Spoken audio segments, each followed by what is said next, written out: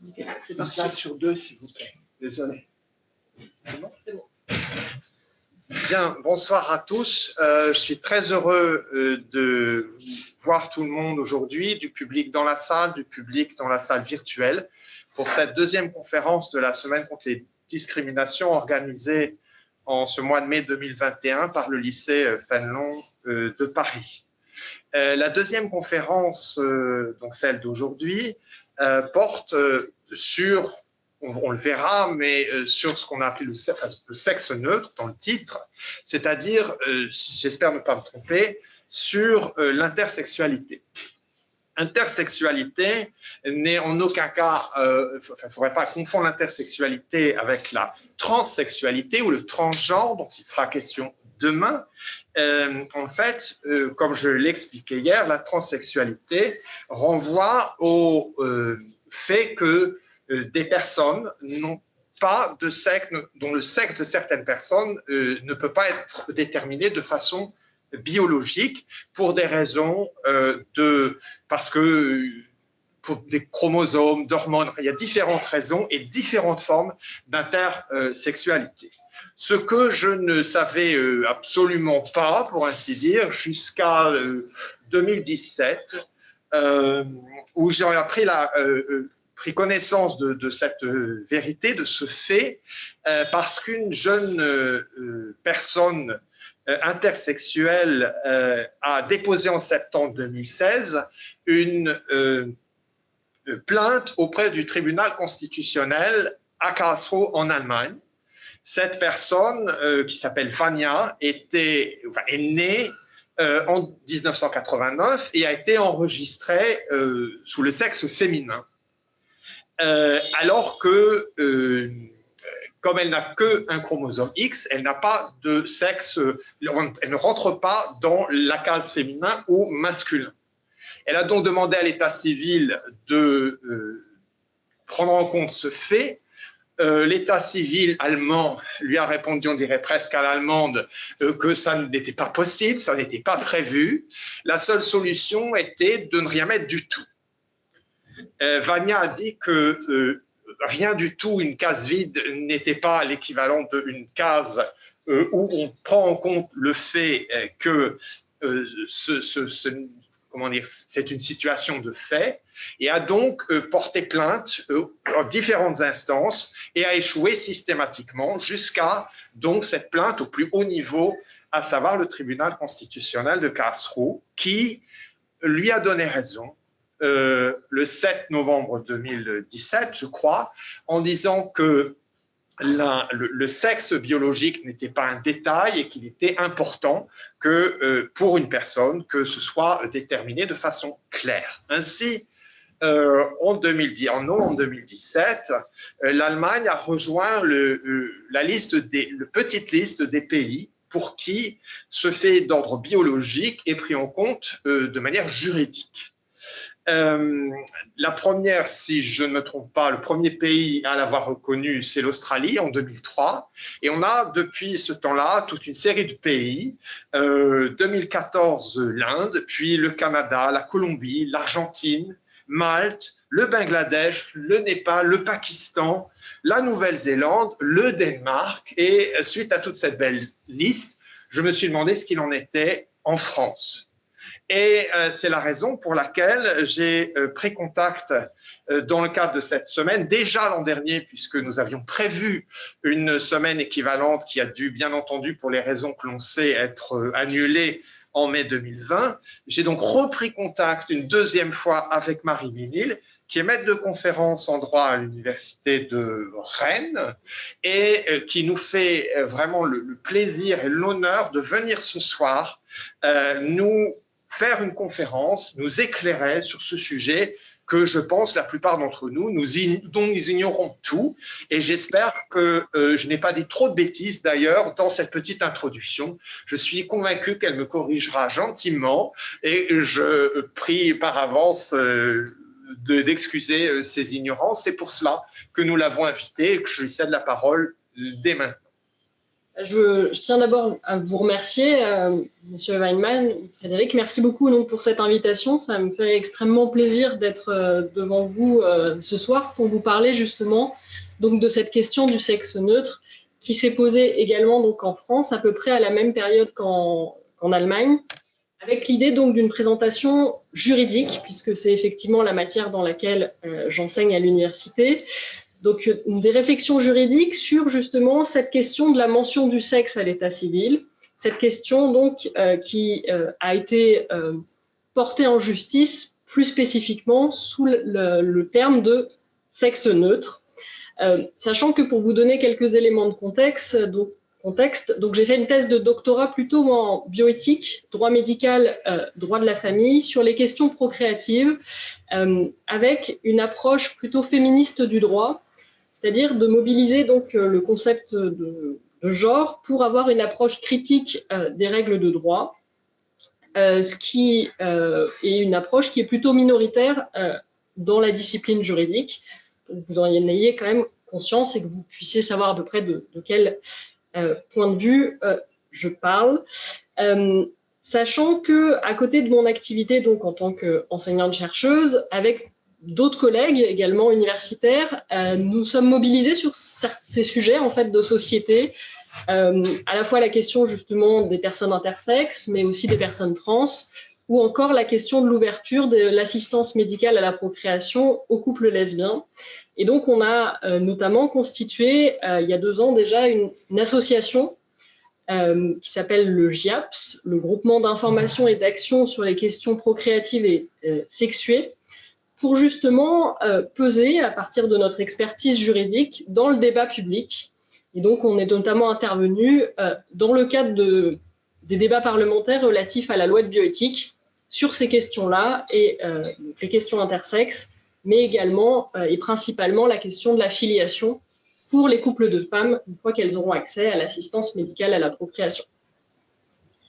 Sachant que donc aujourd'hui, j'ai été invitée pour vous parler donc du sexe neutre. Et c'est une conférence donc, que j'ai formatée pour vous spécialement, mais qui renvoie en partie à un cours que je fais en première année à la faculté de droit, un cours qui est un cours intitulé « Le droit des personnes » et qui s'intéresse justement à la manière dont le droit appréhende les êtres humains de leur naissance à leur mort, en leur attribuant, au moment où ils naissent, ce qu'on appelle donc la personnalité juridique, et un ensemble de droits qui, donc, sont rattachés au moment où ils naissent aux individus, des droits par exemple civils, politiques, comme le droit de vote, la possibilité également d'être assujetti à des obligations, comme par exemple si on a des dettes à l'égard de personnes. Et donc, on a cette personnalité juridique à partir de la naissance en tant que personne, sachant que pour que l'État puisse, de manière fictive, nous attribuer cette personnalité juridique, il faut pouvoir exister aux yeux du droit et donc être déclaré à l'état civil, qui est donc un ensemble de services administratifs, essentiellement, donc c'est le maire et ses adjoints qui remplissent donc ces fonctions d'officier d'état civil et qui octroient des papiers, des actes d'état civil aux individus, sachant que le rôle principal de cet état civil, c'est d'individualiser et d'identifier les personnes. Donc, pour que les personnes puissent exister juridiquement, il faut pouvoir les identifier et les différencier les uns des autres. Et donc, chaque individu, en tant que personne, a ce qu'on appelle un état, l'état civil, l'état des personnes, qui comprend un certain nombre de critères, de mentions, qui servent donc d'identification. Et cet état des personnes, qui donc appartient à chacun, répond à certains principes juridiques assez importants, qui sont les principes d'indisponibilité, d'immutabilité et d'imprescriptibilité, avec l'idée que l'état des personnes, il est rattaché à chacun, aux individus, mais ces caractéristiques ne leur appartiennent pas. Ils ne peuvent pas en disposer librement. Ils ne peuvent pas modifier facilement les informations et ils ne peuvent pas non plus, le temps n'a pas d'impact sur les informations qui les concernent. Ça veut dire, si on prend l'exemple du nom, qu'on ne peut pas vendre ou donner son nom de famille à une autre personne en disant « Ah, ton Weinmann, c'est beaucoup plus sympa que Ménil. Est-ce que vous m'autorisez à l'utiliser ?» Non, même contre 50 €. Donc ça, c'est pas possible. Oui, bon. Même contre 1500 €, non. Il est possible de déposer son nom comme une marque et, par exemple, comme Leclerc, Affelou, mais c'est pas en tant que marque que le nom acquiert une valeur.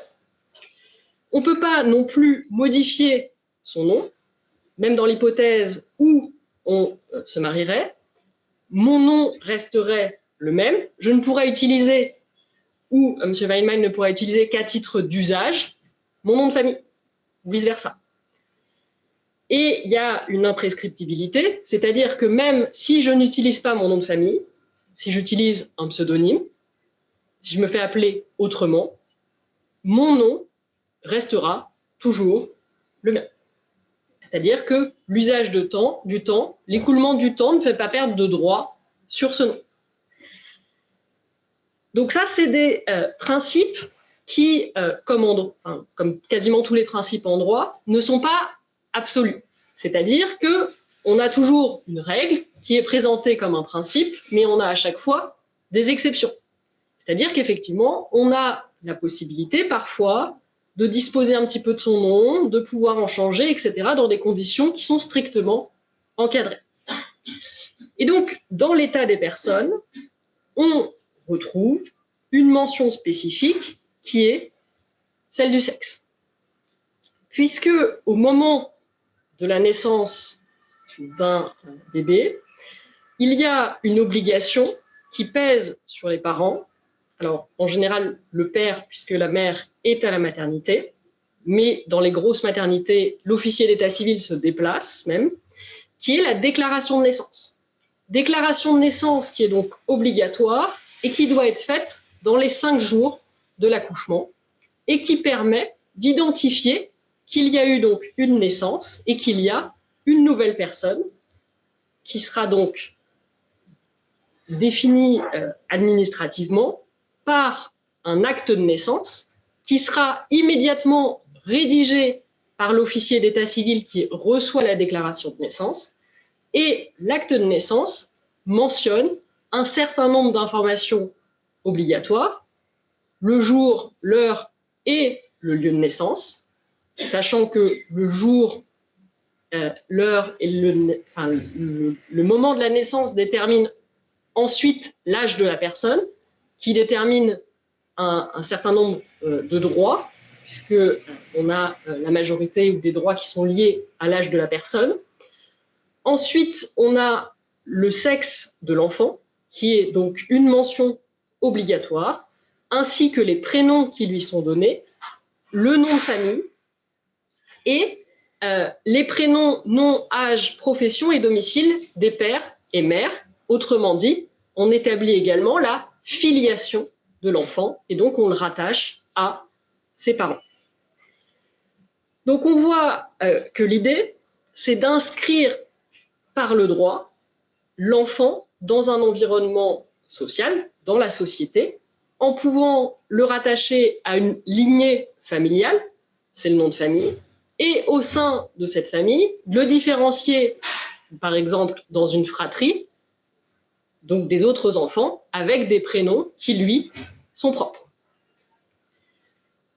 Et donc, on voit bien que l'idée, c'est donc l'inscription sociale, la différenciation avec l'individuation, et on a quand même cette idée de nécessité de mentionner donc un sexe.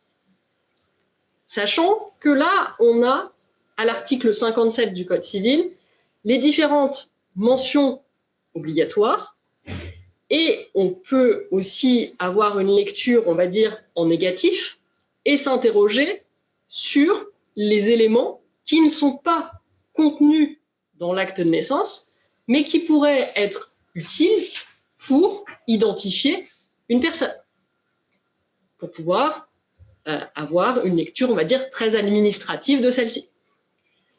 On a des mentions qui sont non prévues, voire même interdites, alors pas explicitement par un texte, mais par les juges. On n'a aucune mention de la classe sociale de la personne, quelle est sa richesse, son patrimoine.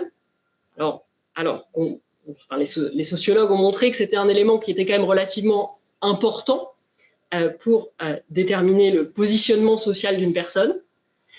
On n'a pas de mention de la religion de la personne.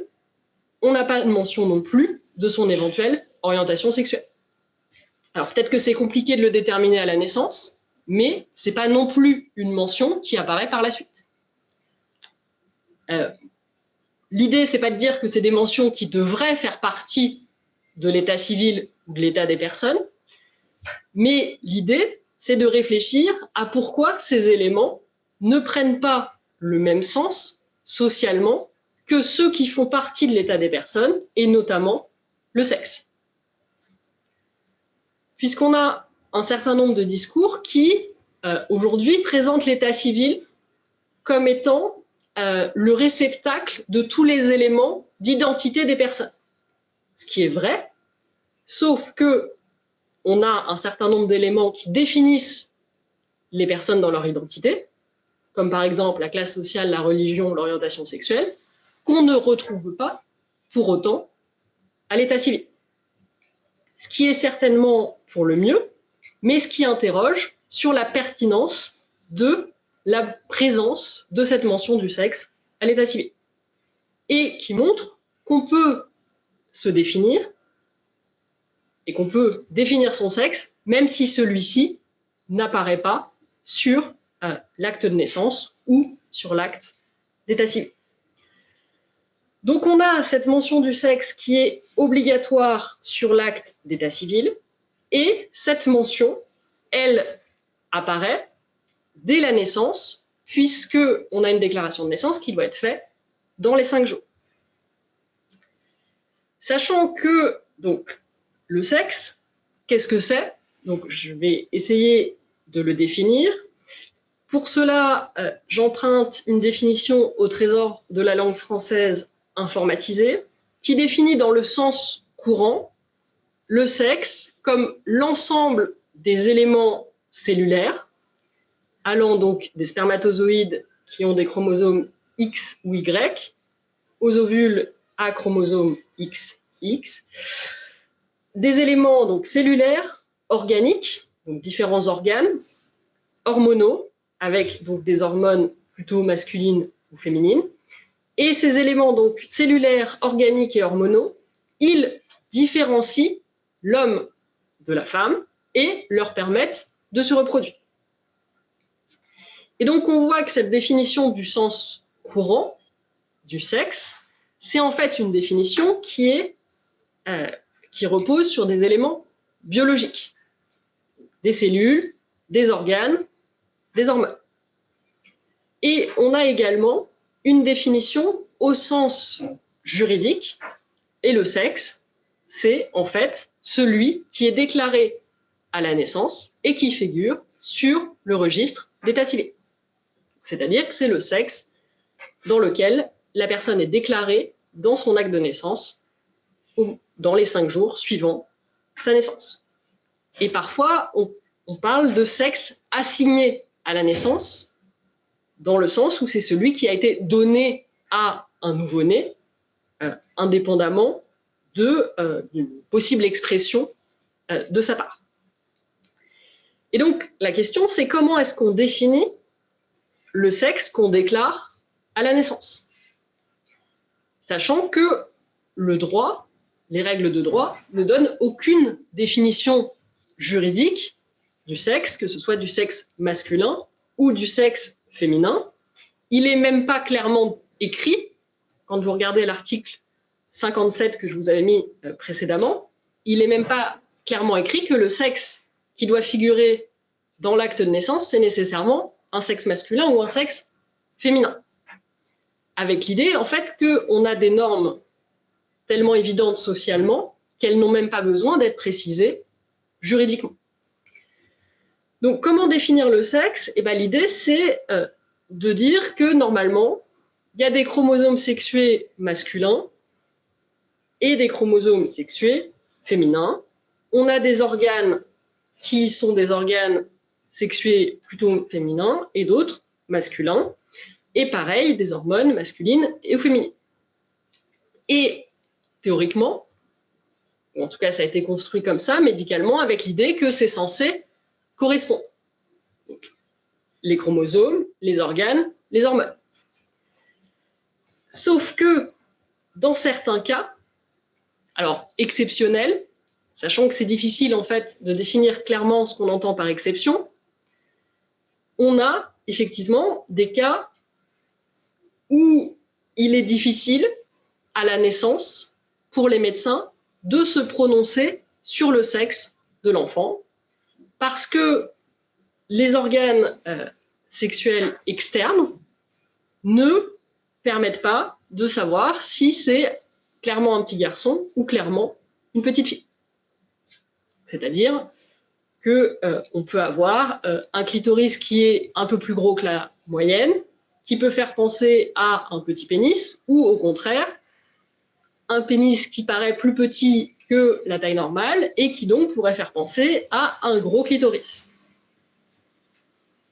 Et donc, l'idée, c'est que la médecine, qui raisonne par rapport à des normes statistiques, doit quand même se prononcer pour pouvoir dire aux parents s'il s'agit d'un garçon ou d'une fille, pour qu'ils puissent déclarer l'enfant à l'officier d'état civil dans le sexe masculin ou féminin. Sachant qu'on a donc ces cas-là, qui sont ce qu'on appelle donc des cas d'intersexuation et qui peuvent être également définis comme des situations de variation du développement génital, avec l'idée que pendant le processus de gestation, on a donc le développement des différents organes, y compris des organes sexuels, et qu'il peut y avoir donc des variations par rapport à ce qui est attendu, typiquement, d'un garçon ou d'une fille. Donc, on a ces variations du développement génital qui touchent donc les organes sexuels externes, donc on peut voir à la naissance, et puis on a aussi d'autres cas d'intersexuation dans lesquels on ne peut pas directement l'identifier comme tel à la naissance parce que ça concerne par exemple les chromosomes, les hormones ou les organes sexuels internes. Donc on a certains cas d'intersexuation qui ne sont pas directement détectés à la naissance, mais qu'on découvre par la suite. Et donc on a une circulaire de 2011. Donc, une circulaire, c'est un texte qui est pris par l'administration pour expliquer aux fonctionnaires comment ils doivent appliquer le droit. Et donc cette circulaire du 28 octobre 2011, elle est à destination des officiers d'état civil pour qu'ils rédigent les actes de naissance et qu'ils sachent quoi faire quand on a des parents qui leur disent pour le sexe, on ne sait pas. Et donc, dans ces cas exceptionnels, si la médecine estime ne pouvoir immédiatement donner aucune indication sur le sexe probable d'un nouveau-né, mais si ce sexe peut être déterminé définitivement dans un délai d'1 ou de 2 ans à la suite de traitements appropriés, dans ce cas-là, il est possible d'attendre pour déclarer un sexe à l'état civil. Mais l'idée, c'est d'attendre pour ensuite mettre en œuvre donc des traitements appropriés et qu'on ait un petit garçon ou une petite fille qui ont été traités pour répondre à ce qu'on attend d'un petit garçon ou d'une petite fille et être déclarés comme tels à l'administration. Et donc là, on voit les enjeux sous-jacents qui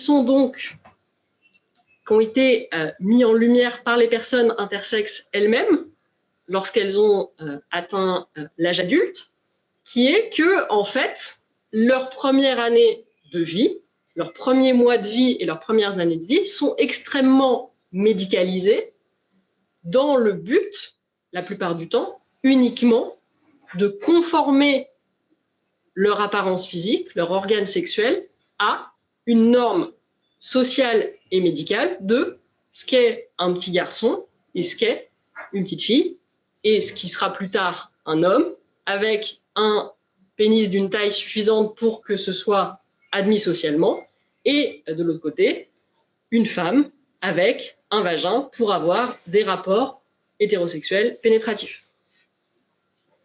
Donc je caricature à peine, mais l'idée, c'est donc d'arriver à une différenciation des sexes qui correspond à deux archétypes, du féminin et du masculin.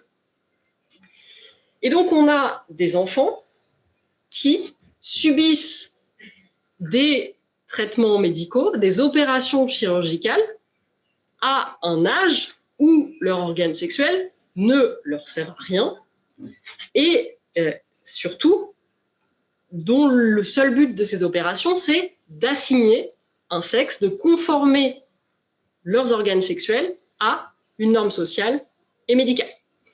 Ce qui est présenté par les personnes intersexes comme des mutilations, puisqu'on a un ensemble d'opérations qui peuvent donc être des opérations, par exemple, de réduction du clitoris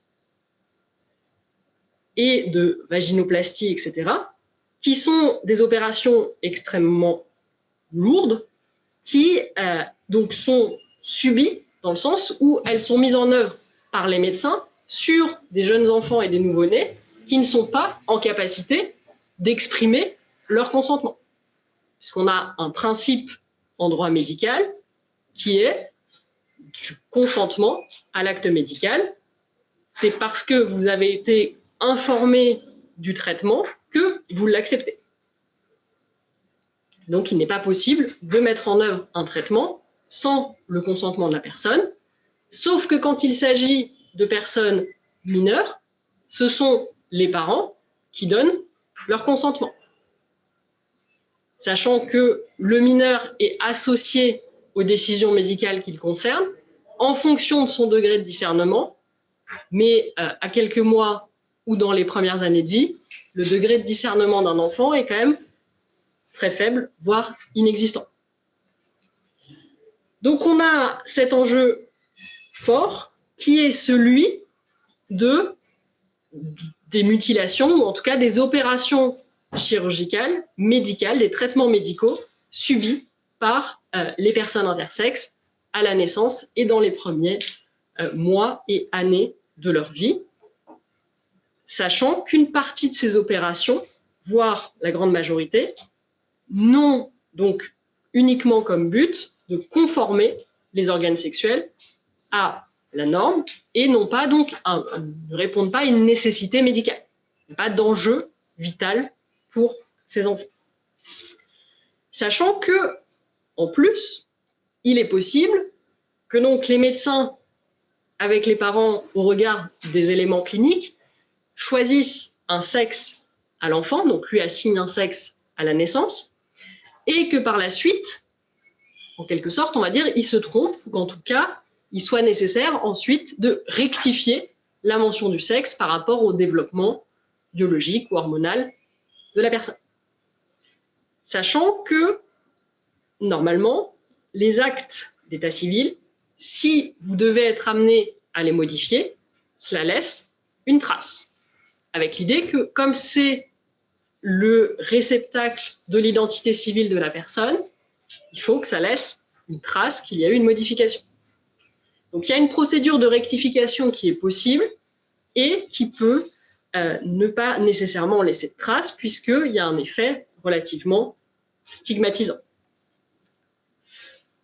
Donc on entend le sexe au sens d'une identité sexuée, c'est-à-dire que le sexe, c'est les caractéristiques sexuées d'une personne. Sachant que, à partir, conformément ou non à cette identité sexuée, il y a ensuite une autre notion qui est intéressante, qui est celle d'identité de genre, c'est-à-dire la manière dont justement les personnes expriment socialement leur sexe avec l'ensemble des stéréotypes de genre associés, c'est-à-dire des comportements sociaux attendus des personnes en fonction de leur sexe. Avec l'idée justement que le sexe, l'identité sexuée, elle a une expression sociale et que tous les jours, on performe cette identité sexuée.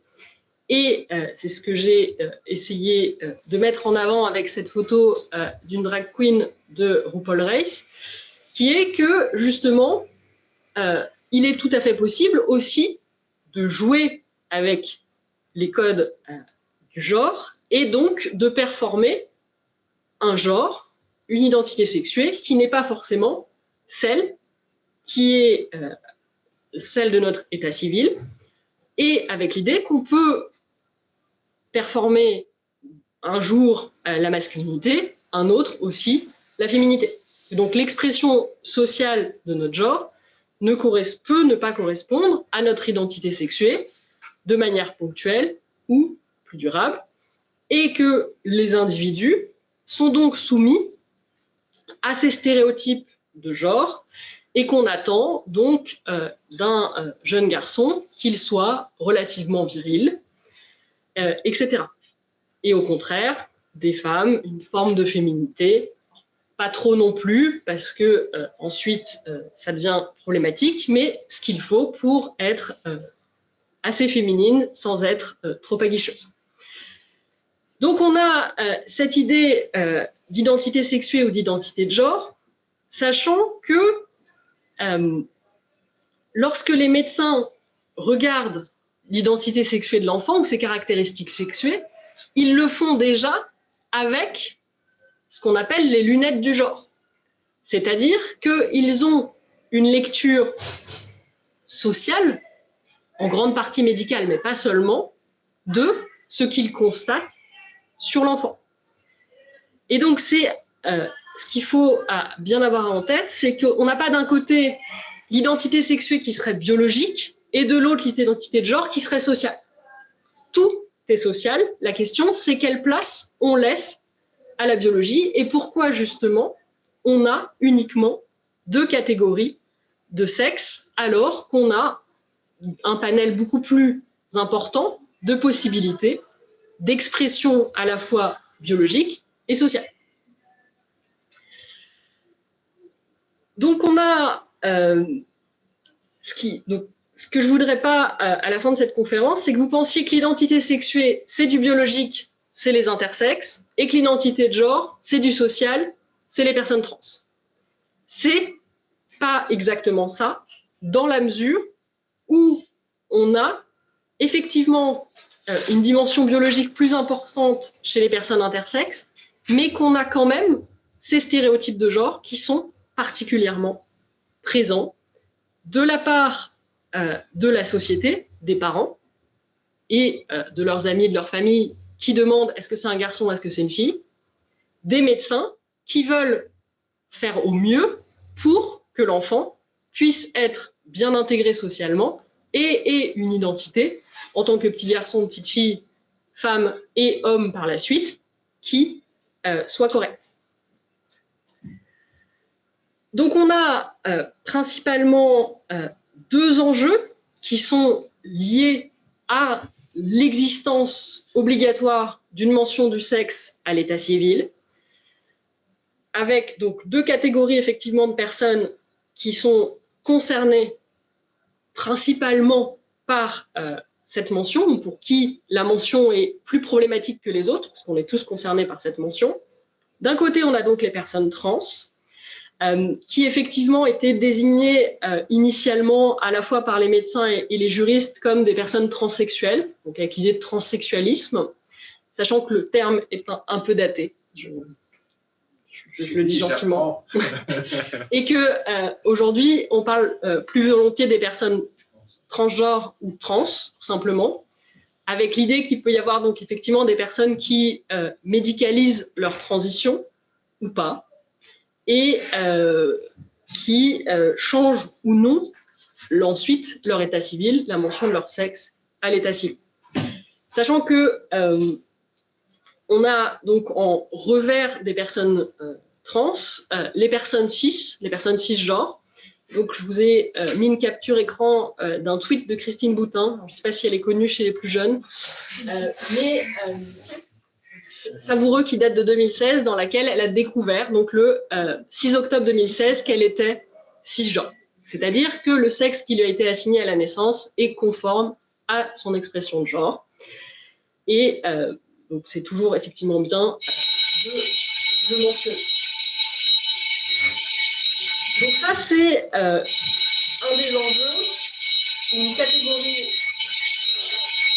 de personnes pour qui donc la mention du sexe à l'état civil est un enjeu, puisque l'idée c'est éventuellement donc d'en changer, sachant que le droit français, en tout cas, a été très réticent à de tels changements, à la possibilité d'un tel changement de la mention du sexe à l'état civil, au nom des principes qu'on a précédemment évoqués, l'idée que c'est indisponible, vous ne pouvez pas choisir votre sexe, c'est immuable, vous ne pouvez pas changer de sexe, et l'idée de cette impossibilité de changer de sexe, c'est que les juges se disent, en fait, vous pouvez faire toutes les opérations que vous voulez, mais à la fin, vous ne pourrez jamais changer vos chromosomes sexués.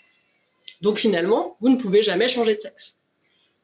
Donc à la suite de condamnations par la Cour européenne des droits de l'homme, qui est donc une juridiction internationale, européenne, spécialisée sur les questions donc, de droits fondamentaux, à laquelle donc la France a adhéré, a signé la Convention européenne des droits de l'homme.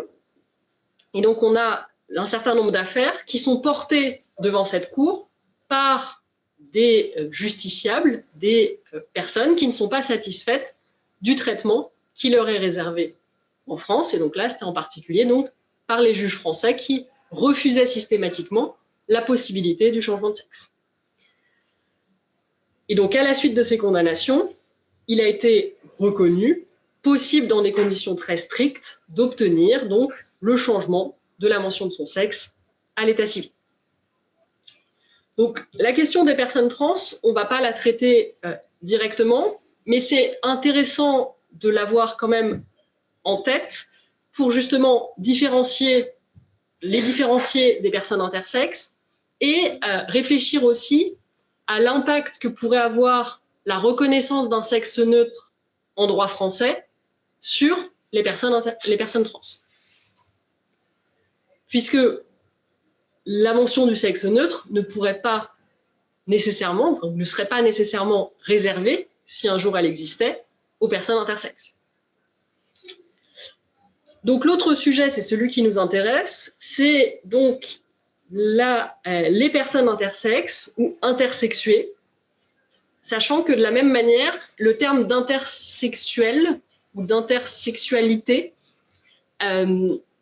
est pareil tombé un peu en désuétude avec l'idée que le sexuel ou le sexualité renvoyait à la sexualité et que là, il était question de sexuation ou de caractéristiques sexuées, et que donc il était un peu plus exact de parler d'intersexuation, d'intersexué, ou juste d'intersexe, ou encore d'inter, avec l'idée que ces termes renvoient plutôt à une composante un peu identitaire, militante, et on va dire le terme un peu plus politique public, c'est variation du développement sexuel, avec l'idée donc que les personnes peuvent présenter des organes sexuels, des chromosomes sexuels ou des taux d'hormones qui ne correspondent pas typiquement à ce qui est attendu d'une personne de sexe masculin ou d'une personne de sexe féminin. Donc on a des variation dans l'expression des caractères sexués. Donc, variation, c'est la nouvelle terminologie, puisqu'avant, sous l'influence des médecins, on parlait plutôt d'anomalies, sauf que des anomalies, eh ben, ce qu'on fait avec des anomalies, c'est qu'on les corrige. Et là, l'idée, c'est justement de ne pas imposer ou de remettre en cause les opérations subies par les personnes intersexes et d'admettre qu'on a des variations qui existent naturellement, biologiquement, et qu'il faut prendre en compte. Sachant que les personnes intersexes, elles questionnent en droit la pertinence des deux catégories, savoir pourquoi est-ce qu'on a que la catégorie hommes et femmes, et même voir est-ce que ces catégories sont encore pertinentes, est-ce qu'on a encore besoin de cette catégorie de sexe, notamment à l'état civil. Sachant que, en vous parlant donc des personnes trans et des personnes intersexes, j'ai utilisé deux des lettres de l'acronyme LGBTQIA+, et donc les autres lettres, si on retire les alliés, sont liées à plutôt l'orientation sexuelle et donc une autre problématique, même s'il est intéressant de voir que justement l'intégration des personnes trans et intersexes dans cet acronyme, c'est pour marquer justement cette composante aussi identitaire en tant que personne minoritaire et peu visible dans l'espace public, et donc ça permet d'être visible, de revendiquer des droits, et notamment le droit de ne pas être opéré à la naissance et de ne pas voir ses organes génitaux modifiés dans le seul but d'une expression sexuée qui est totalement inconnue de la personne elle-même et de son entourage à ce moment-là. Et donc c'est pour répondre à cette problématique d'être visible, d'exister, de mettre justement en lumière la question intersexe, qu'on a eu en droit français un contentieux, c'est-à-dire une action en justice pour revendiquer l'existence d'un sexe neutre.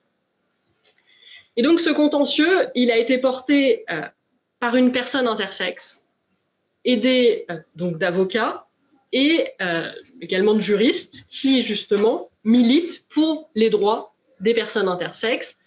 Et donc l'idée, ça a été de dire que si on veut attirer l'attention sur cette problématique, de demander en justice, enfin de revendiquer en justice un sexe neutre, ça allait aboutir à une décision, donc ça allait obliger les juges à se prononcer sur cette question. Est-ce qu'il est possible d'être d'un autre sexe que masculin et féminin? Et ça allait intéresser la presse. Donc, ça allait alerter en partie l'opinion publique. Donc on a en 2014-2015 donc cette personne qui est déclarée de sexe masculin à la naissance, mais qui demande au juge donc, du tribunal de grande instance de Tours s'il est possible de rectifier la mention de son sexe sur son acte de naissance, car il n'est pas un homme, il n'est pas de sexe masculin, mais il est intersexe et il ne s'est jamais senti ni homme ni femme, et donc il demande, à la place de sexe masculin, d'avoir un sexe neutre ou à défaut. C'est-à-dire si le juge trouve que sexe neutre, ça ne va pas, dans ce cas-là, il propose la mention de intersexe.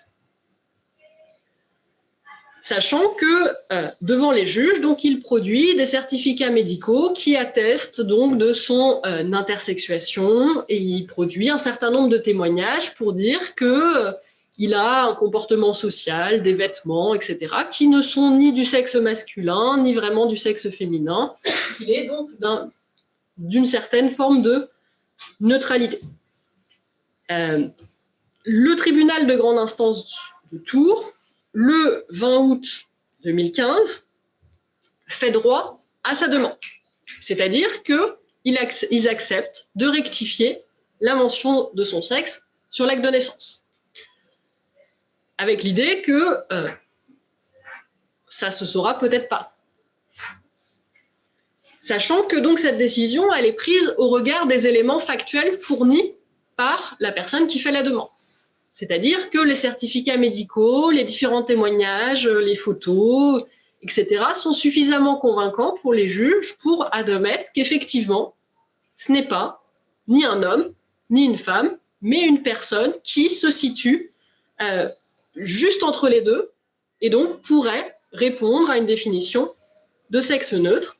Et donc, dans ce jugement, il est clairement établi, pour arriver à ce jugement, les juges disent qu'il est clairement établi que le sexe qui a été assigné à la naissance à la personne est une pure fiction, que ça lui a été imposé toute son existence, alors que ça ne correspond pas à son sentiment profond. Et ce qui est mis en avant, c'est les dispositions de l'article 8 de la Convention européenne de sauvegarde des droits et des libertés fondamentales. Et cet article 8, il est relatif au droit à la vie privée et familiale. Et dans la vie privée et familiale, on a toute une composante identitaire avec l'idée qu'on a le droit à une identité personnelle. Et c'est au regard de cet article protégé par la Convention européenne que le juge se prononce avec l'idée que ce droit fondamental, protégé par la Convention européenne, il est au-dessus des lois françaises. Et donc, les lois françaises doivent respecter ce droit à la vie privée et familiale, et donc ce droit à une identité personnelle. Sachant que le texte ne dit pas clairement que dans l'identité personnelle, il y a la possibilité d'être de sexe neutre. C'est une interprétation pour dire qu'effectivement, par rapport au droit à la vie privée de la personne, de lui imposer un sexe neutre, de lui imposer un sexe masculin et de ne pas reconnaître qu'il peut être de sexe neutre, ce serait une atteinte à son identité personnelle et donc à son droit à la vie privée. Sachant que les juges sont quand même un peu embarrassés et que donc ils prennent soin de préciser la portée de leur décision. C'est-à-dire qu'ils font exprès de dire que la décision qu'ils rendent ne concerne que la situation de la personne qui en fait la demande. Et que donc la demande de la personne ne se heurte à aucun obstacle juridique afférent à l'ordre public, dans la mesure où la rareté avérée de la situation dans laquelle il se trouve ne remet pas en cause la notion ancestrale de binarité des sexes, ne s'agissant aucunement dans l'esprit du juge de voir reconnaître l'existence d'une quelconque troisième catégorie de sexe, ce qui dépasserait sa compétence, mais de prendre simplement acte, dans le cas précis, de l'impossibilité de rattacher l'intéressé à tel ou tel sexe et de constater que la mention qui figure sur son acte de naissance est erronée. L'idée, c'est de dire effectivement, ce n'est pas un homme, c'est une personne intersexuée qui a des caractéristiques masculines et féminines, donc on peut, dans ce cas précis, mais uniquement pour cette personne, statuer sur le fait qu'elle est de sexe neutre. Sauf que, au tribunal, on a les parties qui font la demande, qui sont au litige, mais on a aussi les représentants du ministère public, qui sont là pour défendre les intérêts de la société, en matière pénale, mais aussi en matière civile, pour s'assurer que la loi est bien appliquée. Et donc là, le ministère public, il ne trouve pas que c'est une interprétation correcte de l'article 57 du Code civil qui impose la mention du sexe à l'état civil, puisque dans les mentions du sexe possibles, on n'a pas de troisième catégorie. Donc on a une procureure qui forme un appel, puisque en droit, on a un principe fondamental qui est qu'on a le droit de voir son affaire jugée 2 fois. Puisque les juges peuvent se tromper, on peut demander un nouvel examen de l'affaire, et donc on reprend à zéro devant une juridiction supérieure pour que l'affaire soit jugée une deuxième fois. C'est ce que fait la Cour d'appel d'Orléans. Elle juge à nouveau l'affaire.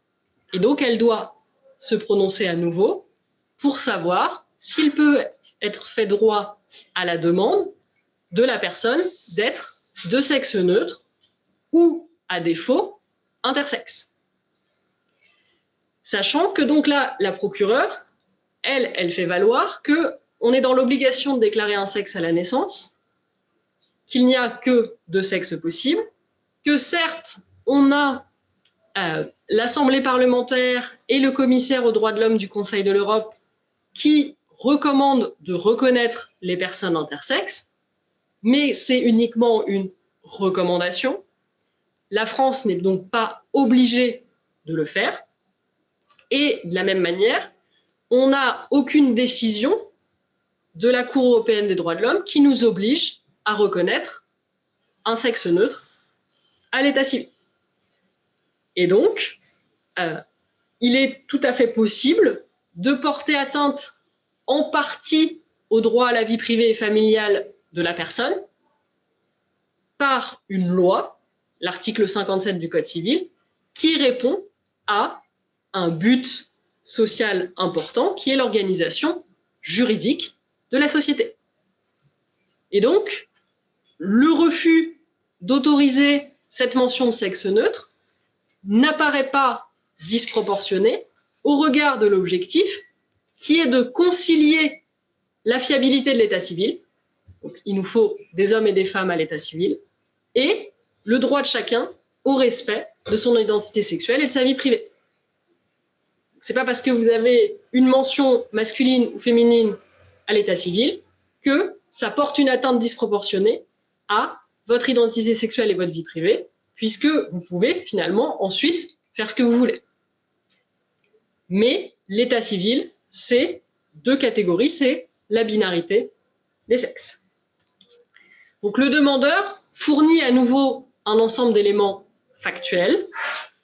Jusqu'à ses 12 ans, il pensait être un garçon, puis il prend connaissance en fait qu'il présente une ambiguïté sexuelle, donc une intersexuation, et les médecins lui proposent alors de prendre des traitements soit masculinisants, soit féminisants. Jusqu'à ses 35 ans, avec des témoignages et des photos, il atteste qu'il était plutôt androgyne et que c'est ensuite qu'il a pris de la testostérone, donc une hormone qui masculinise, pour lutter contre l'ostéoporose, mais que cette masculinisation, elle est artificielle, liée donc à la prise de testostérone, et surtout, elle n'est pas voulue. C'est-à-dire que c'est un effet secondaire de la lutte contre l'ostéoporose. Au regard de ces éléments, les juges de la Cour d'appel d'Orléans estiment qu'il y a donc un juste équilibre qui conduit à permettre donc à certaines personnes soit que leur état civil ne mentionne aucune catégorie sexuelle, soit que soit modifié le sexe qui leur a été assigné à la naissance, dès lors qu'il n'y a pas de correspondance entre l'apparence physique et le comportement social. C'est-à-dire qu'il est effectivement possible, pour la Cour d'appel, de soit n'avoir aucune catégorie de sexe, soit d'en changer si votre apparence physique et votre comportement social ne correspondent pas. C'est-à-dire, soit si vous êtes intersexe ou trans, vous pouvez effectivement soit ne pas avoir de catégorie, soit en changer. Sauf que là, ce que nous dit aussi la Cour d'appel d'Orléans, c'est que le requérant, monsieur XY, présente une apparence physique masculine, qu'il a été marié en 93 et que son épouse et lui ont adopté un enfant. Et que donc, il ne peut pas obtenir cette substitution de la mention sexe neutre à la mention sexe masculin, puisque sa demande est en contradiction avec son apparence physique, masculine, et son comportement social. Et alors là, son comportement social, ce qui est mis en avant, c'est le fait qu'il a été marié à une femme en 93 et qu'ils ont adopté un enfant. Or, pour les plus jeunes de la salle, en 93, il n'était possible d'épouser une femme que si vous étiez un homme. Et il n'était possible d'adopter un enfant en tant que couple que si vous étiez un couple marié. Sous-entendu, hétérosexuel. Donc, puisqu'il a joui des privilèges réservés aux hommes hétérosexuels à une époque où il n'y avait pas de tels droits civils et familiaux pour les couples de personnes de même sexe, son comportement social est identifié comme celui d'un homme. Et de la même manière, son apparence physique, liée à la prise de testostérone, est définie comme masculine. Et donc là, vous voyez que les juges de la Cour d'appel d'Orléans, finalement, dans un premier temps, ils disent « il n'y a pas de souci, si vraiment vous avez une apparence physique et un comportement social qui ne correspondent pas, on peut faire ça. » Sauf que là, ce n'est pas le cas. Et la Cour d'appel d'Orléans rajoute, comme les juges du tribunal de grande instance, au surplus, c'est-à-dire en plus, pour se justifier, en l'état des dispositions législatives et réglementaires en vigueur, il n'est pas envisagé la possibilité de faire figurer à titre définitif sur les actes d'état civil une autre mention que sexe masculin ou sexe féminin, même en cas d'ambiguïté sexuelle. Et donc, admettre la requête de la personne reviendrait à reconnaître, sous couvert d'une rectification, l'existence d'une autre catégorie sexuelle allant au-delà du pouvoir d'interprétation de la norme judiciaire, qui est reconnue au juge, et dont la création relève de l'appréciation du législateur. Autrement dit, pour qu'il y ait une troisième catégorie sexuée, il faut qu'il y ait une loi. Le juge ne va pas, comme en Allemagne, créer cette troisième catégorie. Sachant donc qu'on a ce renvoi donc aux dispositions législatives et réglementaires, la personne forme un pourvoi en cassation qui est le dernier recours possible, sachant que donc la Cour de cassation, c'est la plus haute juridiction de l'ordre judiciaire, qu'il y en a une seule située à Paris, dont le but, c'est d'uniformiser l'interprétation du droit sur le territoire. Et donc, ce que fait la Cour de cassation, c'est qu'elle ne statue, elle ne se prononce qu'au regard de la norme juridique. Elle regarde si les autres juges ont bien interprété le droit. Donc, elle ne regarde pas les éléments, on va dire, factuels. Elle se prononce que sur le droit. Et donc, elle répond à la question de savoir si les juges de la Cour d'appel ont bien jugé en refusant cette création d'une catégorie de sexe neutre. Et la Cour de cassation dit qu'effectivement, la loi française ne permet pas de faire figurer dans les actes de l'état civil l'indication d'un autre sexe que masculin ou féminin. Et si l'identité sexuelle relève bien de la sphère protégée par l'article 8 de la Convention européenne de sauvegarde des droits et des libertés fondamentales, la dualité des énonciations relatives au sexe dans les actes d'état civil, donc la binarité des sexes, le fait d'avoir qu'un sexe masculin ou féminin, ça poursuit un but légitime en ce qu'elle est nécessaire à l'organisation sociale et juridique dont elle constitue un élément fondateur. Que la reconnaissance d'un sexe neutre par le juge aurait des répercussions profondes sur les règles du droit français construite sur cette binarité des sexes et impliquerait de nombreuses modifications législatives de coordination. Autrement dit, c'est bien au législateur, s'il le souhaite, de faire cela, mais qu'en l'état du droit, on a une binarité des sexes qui est structurante. Or, la Cour d'appel a bien constaté que la personne avait, aux yeux des tiers, l'apparence et le comportement social d'une personne de sexe masculin, conformément à l'indication portée dans son acte de naissance, et donc a pu en déduire que l'atteinte au droit au respect de sa vie privée n'était pas disproportionnée au regard du but légitime poursuivi. Donc là, ce qui est très intéressant avec cette décision, c'est que pour la première fois, en droit français, on a l'énonciation explicite par des juges que la binarité des sexes est un principe juridique structurant. Alors, on le savait, mais c'est un principe implicite, innommé.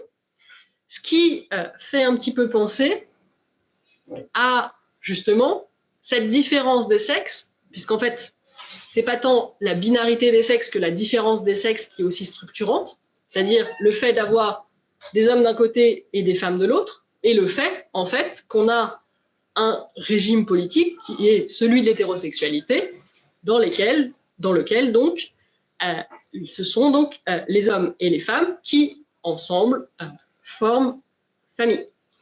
Et donc, ce principe de la binarité des sexes comme structurant le droit, on le retrouvait aussi dans le mariage, sauf que dans le Code civil, de la même manière, il n'était pas défini explicitement que le mariage, c'était nécessairement le mariage d'un homme et d'une femme.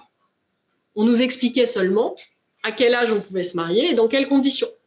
Mais il n'était pas indiqué explicitement que c'était le mariage d'un homme et d'une femme. Ce qui a conduit des élus et pareil, d'autres juristes, avocats, à célébrer un mariage entre deux hommes. C'était Noël Mamère à Bègle, qui a célébré ce mariage en opposition avec le ministère public, mais il l'a fait de manière médiatique, politique, pour justement arriver à cette décision qui date de 10 ans avant celle du sexe neutre et qui a permis d'expliciter également que pour la première fois que selon la loi française, le mariage est l'union d'un homme et d'une femme. Et de la même manière, on avait des dispositions européennes, des droits fondamentaux qui étaient mobilisés au soutien de la demande et qui étaient écartés par les juges. Et donc là, on voit la force du droit qui est effectivement de créer des règles, mais ces règles, elles s'inscrivent aussi dans un cadre social fort.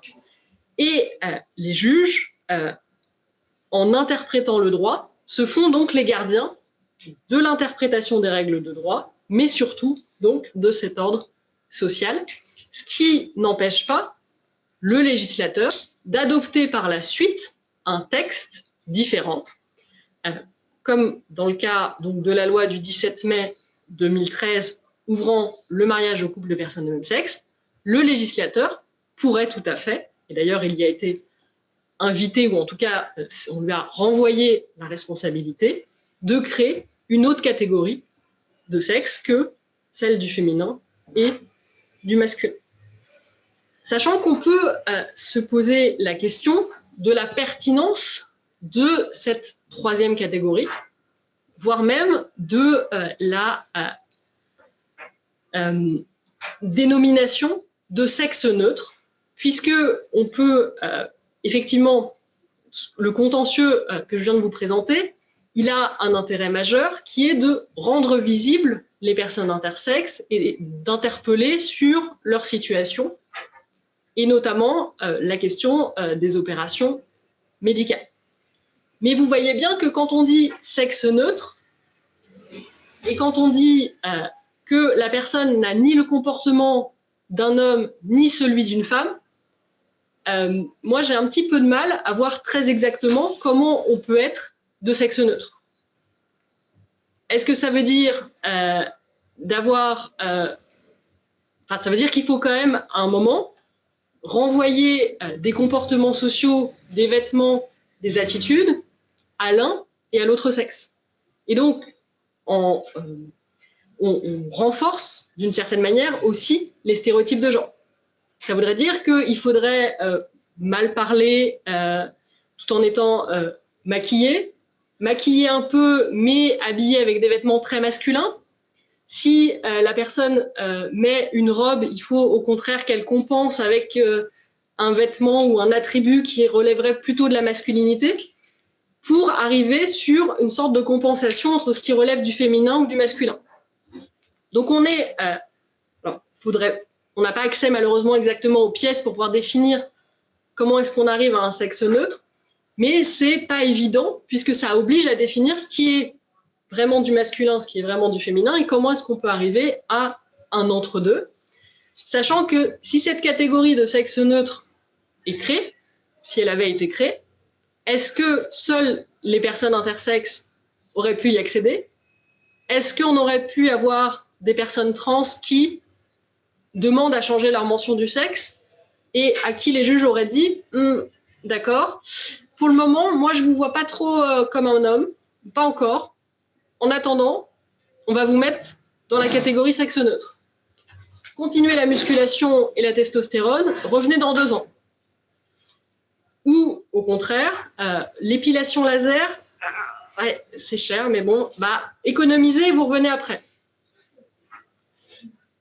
Donc là, on peut se demander, ça peut être intéressant d'avoir une catégorie de sexe neutre pour les personnes trans ou pour des personnes qui se disent non-binaires, c'est-à-dire qui estiment qu'effectivement le principe de la binarité des sexes, c'est un principe qui a une pertinence qui est tout à fait discutable, mais l'enjeu principal, c'est qui définit l'identité de genre des personnes et leur identité sexuée. Et l'enjeu, c'est celui de l'autodétermination, c'est-à-dire qu'il faut que ce soit les personnes elles-mêmes qui soient en capacité de définir quelle est leur identité sexuée et donc leur identité de genre, avec l'idée que peut-être plutôt que d'une 3e catégorie, on pourrait remettre en cause entièrement l'existence de cette catégorie de sexe à l'état civil, étant donné notamment que comme élément d'identification des personnes, on peut se demander si la mention du sexe est un élément pertinent. Puisque si la mention du sexe repose sur l'apparence des organes génitaux, il y a très peu de contrôle de police, normalement, où c'est un élément qui est pris en compte. Et donc, si c'est l'expression sociale du genre des personnes, celle-ci peut ne pas correspondre du tout à la mention de leur sexe à l'état civil. Donc, comme élément d'identification des personnes pour l'administration, la mention du sexe n'est pas forcément un élément pertinent. Pour les personnes elles-mêmes non plus. Il n'est pas indispensable d'avoir une mention du sexe à l'état civil pour se définir comme un homme, une femme non-binaire. Pour appliquer des règles de droit différentes. Sachant qu'on a un principe constitutionnel d'égalité entre les sexes, qu'on a la plupart des dispositions juridiques qui sont égalitaires, il n'y a plus de différence entre les droits des pères et les droits des mères. On a quelques règles de droit qui sont déterminées par effectivement la maternité, mais qui ne se prouvent pas tant par le sexe de la personne que par l'accouchement. Sachant qu'on a également des hommes trans qui accouchent. Et donc là, on a effectivement une difficulté puisque s'ils ont changé leur mention de sexe à l'état civil, on peut avoir, au niveau, on va dire, des administrations, il peut y avoir une incompréhension entre leur numéro d'identification de carte vitale et les prestations demandées. Donc, pour différencier les personnes, si c'est des éléments, on va dire, biologiques, on peut les attester médicalement sans avoir besoin de passer par la mention du sexe à l'état civil. Si l'objectif, c'est de lutter contre les discriminations entre les sexes, dans cette perspective d'égalité, on a un droit de la non-discrimination qui existe, et on a l'identité de genre qui est un des motifs prohibés, mais au même titre que l'orientation sexuelle, qui ne fait pas partie de l'état civil des personnes, ou encore de la race ou de la religion des personnes. Et donc, il est tout à fait possible d'appliquer le droit de la non-discrimination sans que ce soit un critère qui appartienne à l'état civil des personnes, sachant que, de toute manière, le droit de la non-discrimination est insuffisant dans tous les cas pour lutter contre les discriminations structurelles.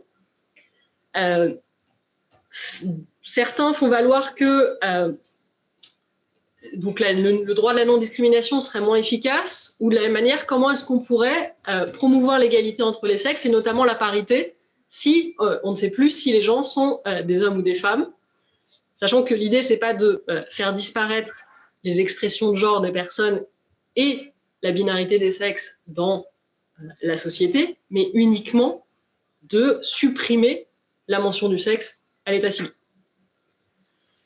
Donc, on peut discuter justement de l'intérêt de la mention du sexe à l'état civil.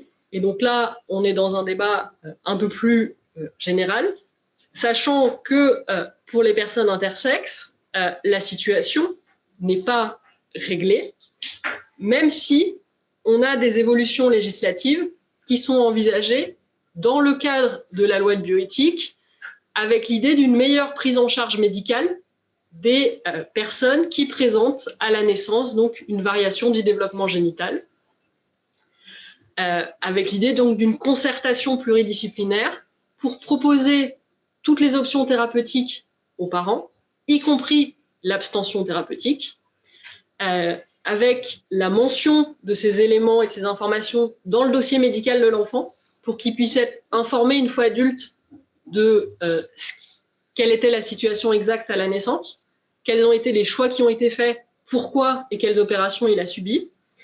Donc avec l'idée d'un meilleur accompagnement, et bien entendu, donc il est précisé, mais c'est déjà le cas aujourd'hui en droit, théoriquement, que le consentement du mineur doit être recherché et qu'il doit être associé à la décision s'il est en capacité d'exprimer sa volonté, sachant que l'enjeu, c'est toujours à quel âge ont lieu ces opérations pour que le mineur puisse être associé à la décision.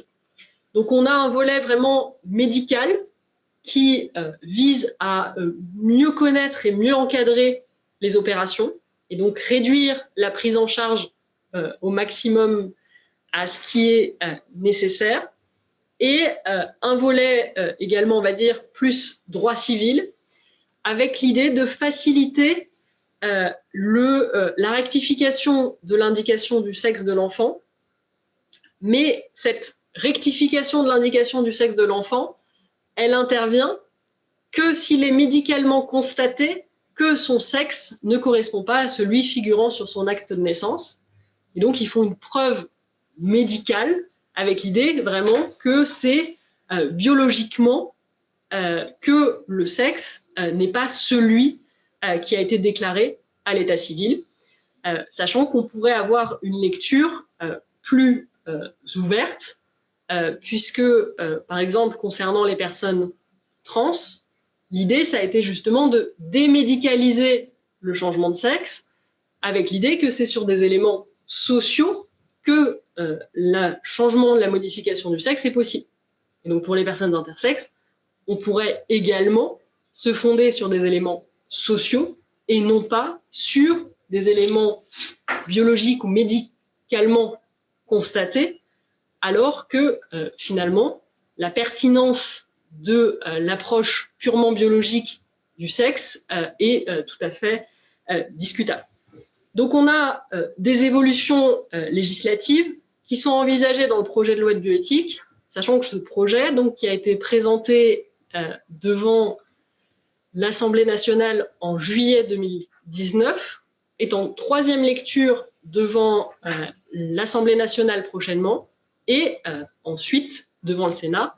Mais cet article 21 bis, il n'était pas initialement prévu par le gouvernement, puisqu'il n'avait pas envisagé que la question des personnes intersexes rentrait dans le champ de la bioéthique. Et il est vrai que ce n'est pas lié à des évolutions des sciences biologiques et techniques. Il a été ajouté par la suite et il a déjà été voté dans les mêmes termes par l'Assemblée nationale et le Sénat. C'est-à-dire que cet article 21 bis est définitif puisqu'il n'est plus en discussion par le parlementaire. En revanche, il n'est pas encore en vigueur puisqu'il faut que l'ensemble du texte de loi soit adopté pour qu'il rentre en vigueur. Alors, cet article est une légère amélioration, sachant qu'il est quand même très critiqué par les associations de personnes concernées, les associations de personnes intersexes, puisque en fait, il ne remet pas en question du tout l'ensemble des opérations qui sont présentées comme des mutilations et donc inacceptables. Donc on est plutôt dans des évolutions législatives qui sont très limitées et qui pourraient même être contre-productives en donnant en fait un cadre légal à ces opérations puisqu'elles auraient lieu après concertation, etc. Et donc ça pourrait être même presque pire que ce qu'on avait auparavant, puisque aujourd'hui ces opérations ont lieu sans qu'il y ait de dispositions spécifiques. Et donc un des chevals de bataille, c'est de dire qu'elles sont donc illégales puisqu'elles ne répondent pas à une nécessité thérapeutique. Donc on est sur une question qui est encore très fortement en discussion, notamment parce que le contentieux du sexe neutre va également être jugé par la Cour européenne des droits de l'homme, puisqu'il y a un recours qui a été fait par le requérant et ses avocats devant la Cour européenne des droits de l'homme, qui va donc devoir se prononcer sur la question de savoir si la France devrait ou pas, dans ce cas précis, reconnaître le sexe neutre pour cette personne, ou si le fait de ne pas reconnaître le sexe neutre ne porte pas atteinte à son identité personnelle et donc son droit à la vie privée et familiale. Donc voilà pour la présentation. Si vous avez des questions, que ce soit dans la salle ou en ligne, n'hésitez pas.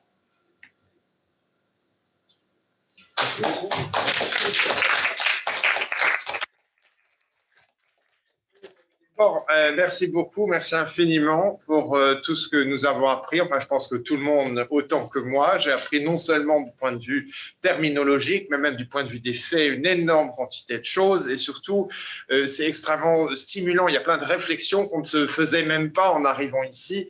Il y a 1h30, enfin, on y pensait, mais beaucoup d'entre nous, sur toutes les réflexions de la fin, j'avoue que ce sont de grandes ouvertures. Est-ce qu'effectivement, dans la salle, des gens souhaiteraient prendre la parole, auraient des questions? Oui. Est-ce que vous pourriez vous avancer simplement pour que on soit plus près du micro, ou alors parler très fort? Est-ce que les associations qui critiquent, de leur point de vue, l'article 21, militent aussi pour qu'il y ait des points qui soient ajoutés pour justement qu'il y ait une sorte de condamnation de ces opérations dans le cadre où elles ne seraient vraiment pas du tout nécessaires pour... Alors, il y a plusieurs revendications des associations de personnes concernées. Donc, il y a l'autodétermination du sexe, qui est le point central, voire la disparition de la mention du sexe à l'état civil, ça c'est évident. Et sur les opérations, c'est l'interdiction pure et simple, en fait, de ces opérations qui sont présentées comme des mutilations, avec l'idée de... En fait, la difficulté, c'est que les médecins considèrent qu'en fait, ces opérations répondent à une nécessité thérapeutique qui est de faire en sorte que les enfants aillent bien en ayant un sexe qui correspond biologiquement, juridiquement et socialement. Sauf qu'en fait, déjà, ils n'en savent rien et les enfants n'ont rien demandé. Et donc, l'idée, c'est de condamner presque l'ensemble des opérations, et en particulier celles qui ont vraiment... Parce qu'il y a des situations alors très rares dans lesquelles il y a vraiment un risque médical lié à l'intersexuation, mais la plupart du temps, effectivement, les opérations et les traitements ne visent que la conformation, et donc de corriger les organes sexuels pour qu'ils répondent à ce qui est attendu biologiquement. Et donc là, l'idée, ce serait de les interdire purement et simplement, sachant que ça a été présenté par certains députés pendant les débats. Il y a eu des amendements pour les interdire, mais qu'il y a une très très forte opposition des médecins. Il y a plusieurs tribunes qui ont été publiées par des médecins et des psychanalystes pour dire que c'est très important d'opérer les enfants pour qu'ils sachent clairement, que tout le monde sache clairement si c'est des petits garçons ou des petites filles, avec l'idée qu'il faut être élevé vraiment dans un sexe pour être bien par la suite. Je crois qu'il faudrait dire aussi, d'un point de vue pas du tout juridique qui est le mien, que d'après ce que j'avais pu lire dans un article où une personne concernée témoignait, donc une personne adulte, je ne sais pas si c'est cette même personne qui fait autant d'actions en justice, parce que tu parles de mutilation depuis tout à l'heure, et le terme a l'air absolument juste, c'est-à-dire que non seulement, effectivement, on transforme, mais cette personne à l'âge adulte a des souffrances terribles. Un acte sexuel devient après impossible, et puis même en dehors de ça, les actes de la vie de tous les jours sont liés à des souffrances consécutives aux opérations endurées en tout jeune âge. Avec l'idée effectivement des conséquences physiques, mais aussi psychologiques très importantes, parce que c'est des enfants, enfin des nouveau-nés qui ont été quasiment traumatisés en fait par leur expérience des médecins avec une surmédicalisation totalement inutile et sans explication en fait. Et donc c'est pour ça que l'inscription dans le dossier médical, c'est aussi l'idée d'informer les personnes sur ce qu'elles ont vécu, avec l'idée que le mieux c'est qu'il n'y ait rien d'un... La meilleure information, ce serait de dire abstention thérapeutique, en fait. Mais la difficulté, c'est que les parents aussi sont fortement poussés ou subissent une pression pour prendre une décision et font confiance aussi aux médecins qui pensent bien faire. Enfin, je veux dire, J'ai une question très ras des pâquerettes. Est-ce qu'il y a un lien juridique vraiment contraignant entre le prénom et le sexe? Lorsque à l'état civil on déclare un sexe, est-ce que du coup ça contraint l'autre partie de l'état civil qui est le prénom? Non, dans le sens où il n'y a pas, je pense pas qu'il y ait de liste de prénoms masculins et féminins que les officiers d'état civil ont. L'officier d'état civil doit juste s'assurer que le prénom ne va pas porter préjudice à l'enfant. Et c'est au regard de ce critère qu'il pourrait estimer que d'appeler un petit garçon Stéphanie, c'est pas forcément pertinent. Sauf si peut-être qu'il y a un Y et qu'on lui explique que c'est un prénom américain très donné aux hommes. Et c'est l'officier d'état civil qui décide donc tout seul? C'est l'officier d'état civil qui décide tout seul dans un premier temps, et après ça peut passer effectivement devant le juge. Mais c'est au regard, on va dire, de l'intérêt de l'enfant sur le préjudice que ça pourrait lui porter plus tard d'avoir un prénom ridicule ou qui ne correspond pas à son sexe. Merci beaucoup, vous m'avez convaincu qu'il fallait supprimer la mention du sexe dans l'état civil.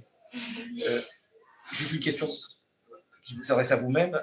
Est-ce que du fait de votre spécialisation un peu militante, vous avez rencontré des difficultés dans ce milieu un peu conservateur de la faculté de droit? Oui, j'ai eu beaucoup de mal à avoir un poste. Non, disons qu'il n'y en a pas beaucoup, des postes, et que c'est pas évident, qu'effectivement, c'est une discipline assez conservatrice, et c'est aussi pour ça que je me retrouve en Bretagne. Qui est une très bonne faculté au demeurant. Non, c'est vrai que c'est pas évident. Après, c'est quand même des questions qui, en fait, aussi malheureusement intéressent beaucoup les juristes, mais pas forcément avec toujours les mêmes approches. Après, on est quand même un petit nombre grandissant aussi dans les facultés de droit. Vous pouvez rappeler le nom de votre association? Le GIAPS, GIAPS. On est à la fois sur Twitter et sur Facebook. C'est juste pour dire que le bâtiment officiellement ferme maintenant. Voilà. S'il reste une ou deux questions peut-être, mais notre personnel d'accueil attend que nous finissions la conférence. Et s'il reste une question, je ne veux pas brider la dernière question. Ou à distance, non? Est-ce qu'il y a des questions Non. Bien, je vais retenir une question que j'avais encore, mais qui mènerait de toute façon très très loin, puisque j'aurais au moins qui serait quand la Cour de cassation décrète que c'est un élément fondateur en droit civil. Évidemment, comme je suis curieux mais ignorant, je me demande en quoi effectivement c'est fondateur, enfin qu'est-ce que ça changerait quand ils disent que ça impliquerait de nombreuses modifications législatives. Concrètement, lesquelles? Mais je pense qu'on y sera encore demain matin et que par conséquent, nous remettrons la discussion à plus tard ou en tout cas, nous gardons cette idée pour d'autres manifestations et d'autres rencontres. Je remercie tout le monde d'avoir été présent ici ou à distance. Je remercie Marie-Lina avant tout, d'avoir non seulement accepté de venir nous renseigner, mais de nous avoir appris autant de choses ou éclairé notre lanterne. Merci beaucoup et à demain pour ceux qui veulent encore.